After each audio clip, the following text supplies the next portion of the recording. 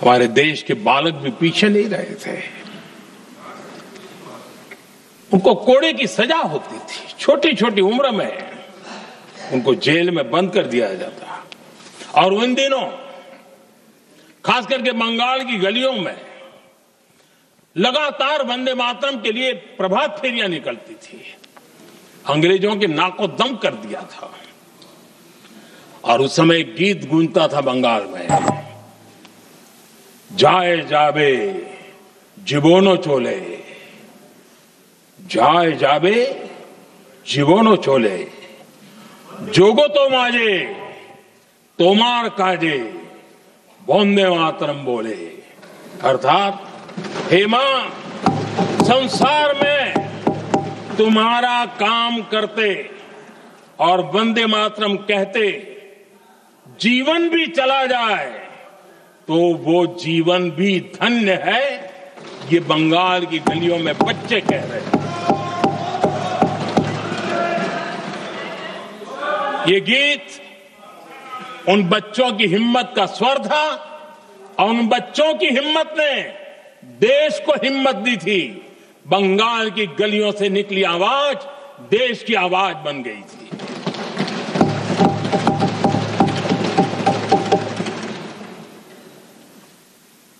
उन्नीस 1905 में फरीदपुर के गांव में बहुत छोटी छोटी उम्र के बच्चे जब वंदे मातरम के नारे लगा रहे थे, अंग्रेजों ने बेरहमी से उन पर कोड़े मारे थे। यानी एक प्रकार से जीवन और मृत्यु के बीच लड़ाई लड़ने के लिए मजबूर कर दिया था। इतना अत्याचार हुआ था। 1906 में नागपुर में नील सिटी हाई स्कूल के उन बच्चों पर भी अंग्रेजों ने ऐसे ही जुल्म किए थे। गुनाह यही था कि वो एक स्वर से वंदे मातरम बोल करके खड़े हो गए थे। उन्हें वंदे मातरम के लिए मंत्र का महात्म्य अपनी ताकत से सिद्ध करने का प्रयास किया था। हमारे जांबाज सपूत बिना किसी डर के फांसी के तख्त पर चढ़ते थे और आखिरी सांस तक वंदे मातरम, वंदे मातरम, वंदे मातरम, यही उनका भाव घोष रहता था। खुदीराम बोस, मदनलाल ढींगरा, राम प्रसाद बिस्मल, अशफाक उल्लाह खान, रोशन सिंह, राजेंद्र नाथ लाहिड़ी, रामकृष्ण विश्वास, अनगिनत जिन्होंने वंदे मातरम कहते कहते फांसी के फंदे को अपने गले पर लगाया था। लेकिन देखिए, ये अलग अलग जेलों में होता था, अलग अलग इलाकों में होता था। प्रक्रिया करने वाले चेहरे अलग थे, लोग अलग थे। जिन पर जुल्म हो रहा था उनकी भाषा भी अलग थी। लेकिन एक भारत श्रेष्ठ भारत, इन सब का मंत्र एक ही था, वंदे मातरम।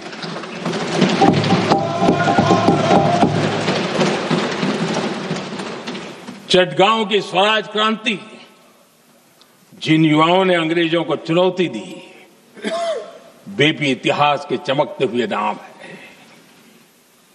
हरगोपाल बाल, पुलिन विकास घोष, त्रिपुर सेन, इन सब ने देश के लिए अपना बलिदान दिया।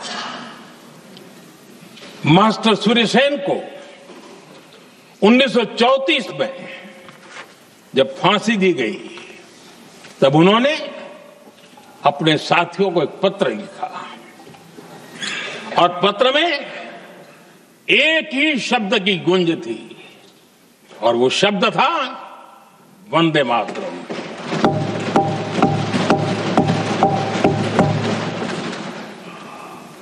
आदरणीय अध्यक्ष जी, हम देशवासियों को गर्व होना चाहिए। दुनिया के इतिहास में कहीं पर भी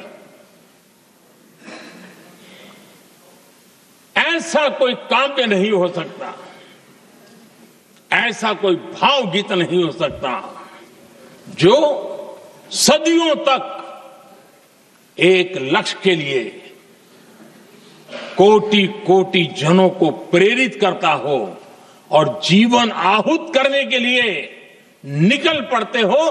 दुनिया में ऐसा कोई भावगीत नहीं हो सकता जो वंदे मातरम। पूरे विश्व को पता होना चाहिए कि गुलामी के कालखंड में भी ऐसे लोग हमारे यहां पैदा होते थे जो इस प्रकार के भावगीत की रचना कर सकते थे। ये विश्व के लिए अजूबा है, हमें गर्व से कहना चाहिए, तब दुनिया भी मानना शुरू करेगी। ये हमारी स्वतंत्रता का मंत्र था, ये बलिदान का मंत्र था, ये ऊर्जा का मंत्र था, ये सात्विकता का मंत्र था, ये समर्पण का मंत्र था, ये त्याग और तपस्या का मंत्र था, संकटों को सहने का सामर्थ्य देने का ये मंत्र था, और वो मंत्र वंदे मातरम था। और इसलिए गुरुदेव रविंद्रनाथ टैगोर ने लिखा था, उन्होंने लिखा था, एकी सूत्रे बांधी आछी सोहोस्टोटी मौन, एक ही कार्य सौंपी आची सहस्त्र जीवन वंदे मातरम।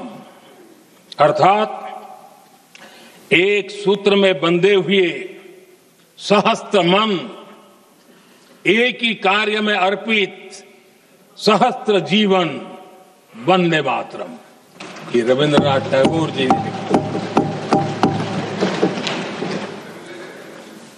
आदरणीय अध्यक्ष जी, उसी कालखंड में वंदे मातरम की रिकॉर्डिंग दुनिया के अलग अलग भागों में पहुंची और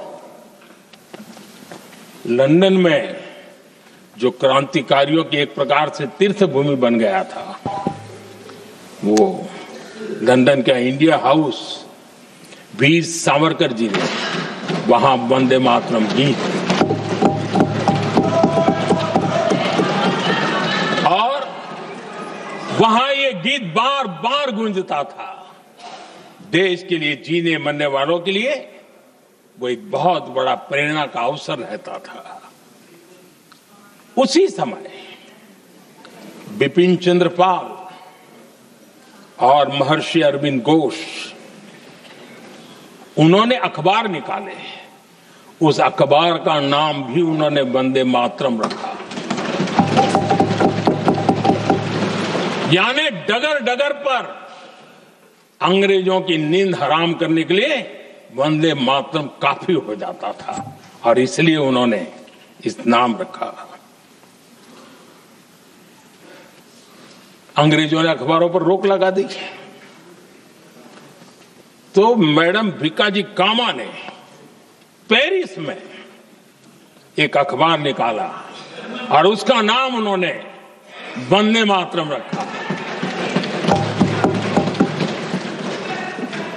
आदरणीय अध्यक्ष जी, वंदे मातरम ने भारत को स्वावलंबन का रास्ता भी दिखाया।